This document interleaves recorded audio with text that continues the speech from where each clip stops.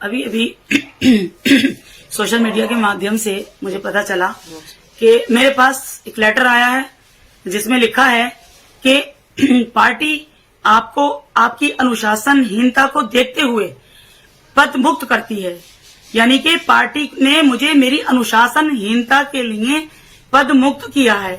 समझने की बात इसमें यह है कि राष्ट्र हित की बात करना, सभी समुदायों की बात करना, पूरे देश की बात करना, सच और इंसाफ की बात करना, मुसलमानों के साथ साथ हिंदुओं की बात करना, उनके धर्म का सम्मान करना, उनकी धार्मिक भावनाओं की, उनकी आस्थाओं का सम्मान करते हुए और इस देश की बात करना, अब क्या ये अनुशासनहीनता कब से होने लगा?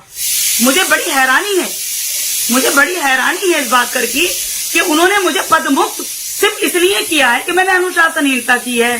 तो ऐसी अनुशासनहीनता तो मैं बार बार करना चाहूंगी। तो जाहिर सी बात है, मैं समाजवादी पार्टी में रहने का फिर मेरा कोई मतलब नहीं है। वो पार्टी मुझे रखेगी ही नहीं। आज पद से निकाला है, कल मुझे पार्टी से निकालेगी। तो ऐसी पार्टी में तो मैं खुद नहीं रहना चाहती, जहां मैं सच नहीं बोल सकती, जहां मैं अपने हिंदू भाइयों की बात नहीं कर सकती, जहां मैं इस देश की बात नहीं कर सकती, जहां मैं राष्ट्रहित की बात नहीं कर सकती। पहले मैंने जो भी कुछ इस पार्टी में रहते हुए तुष्टीकरण की राजनीति की, सिर्फ एक तरफा एक वर्ग विशेष की राजनीति की। लेकिन जब मुझे आत्मज्ञान हुआ, जब मुझे मेरे जमीर ने, मेरी आत्मा ने मुझे झंझोड़ा और मुझे लगा कि जिस देश में मैं रहती हूँ मुझे उस देश की बात करनी चाहिए, जिस देश का मैंने नमक खाया है, मुझे किसी पार्टी की बात नहीं करनी चाहिए, मुझे अपने पूरे देश के, अपने सभी भाइयों की बात करनी चाहिए। तो इसके लिए मुझे पार्टी से पद मुक्त कर दिया गया। अरे सबसे बड़ी बात तो यह है कि जिस पार्टी के अंदर पार्टी की अपनी बहू का सम्मान न हो सका, अपर्णा यादव का सम्मान न हो सका, वो पार्टी मेरा क्या सम्मान करेगी?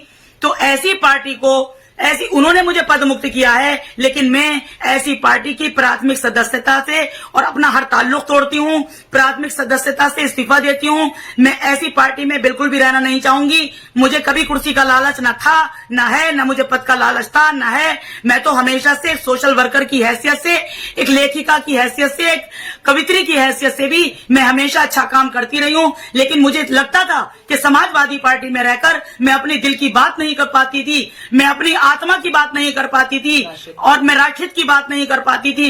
इसका मुझे बहुत समय से अफसोस हो रहा था। लेकिन जब मैंने पार्टी के पदों का लालच न करते हुए अपने दिल की बात मानते हुए सच बोला तो मुझे उसकी सजा मिल गई। दिन भर की खबरों से अपडेट रहने के लिए निजामी न्यूज हिंदी चैनल को सब्सक्राइब कर घंटी के बटन को दबाकर ऑल नोटिफिकेशन को ऑन कर लें, ताकि दिन भर की खबरें आप तक पहुंचे सबसे पहले।